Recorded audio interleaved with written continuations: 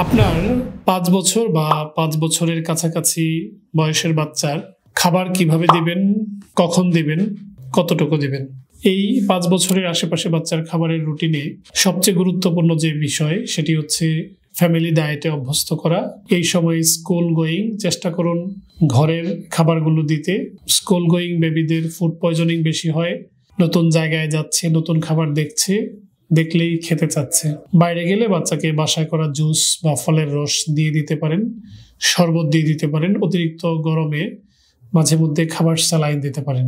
আপনার বাচ্চাকে বাসায় বড়রা ফ্যামিলি ডায়েট যা খাচ্ছে এর কাছাকাছি খাবার পরিমাণ তুলনামূলক কম সিলেক্ট করুন। বিশেষ করে খাবারে যেন পরিমিত আঁশ থাকে, সেজন্য মৌসুমী শাকসবজি এবং ফলমূল চেষ্টা করুন খাদ্য তালিকায় রাখতে। প্রোটিনের চাহিদা মেটাতে ডাল, নিয়মিত মাছ, মাঝে মধ্যে মাংস, দুধ আপনার বাড়ন্ত বাচ্চার মানসিক এবং শারীরিক বিকাশে অতি গুরুত্বপূর্ণ।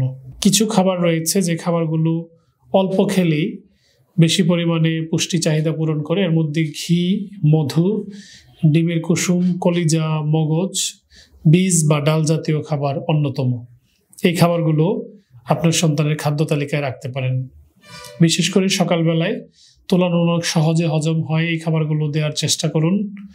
দুপুরে পরিমিত বাচ্চার রুচিমিত খাবার দেওয়ার চেষ্টা করুন। রাতে কিছুটা ভারী খাবার, বিশেষ করে মাছ রাখার চেষ্টা করুন খাদ্য তালিকায়। এর ফাঁকে 10, 11, 11:30, 12টার দিকে, বিকেলের দিকে 4টা 5টার দিকে 2-3টা নাস্তা দিতে পারেন। সেখানে ফল রাখতে পারেন, সেখানে সেদ্ধ ডিম দিতে পারেন। বাচ্চাকে ব্রেড, মধু, বাটার দিয়ে মিশিয়ে দিতে পারেন। আপনার সন্তান বেড়ে উঠুক যথাযথ পর্যাপ্ত পুষ্টি নিয়ে আপনার সচেতনতায়। ডাক্তার শফিক, আজ এ পর্যন্ত। আল্লাহ হাফেজ।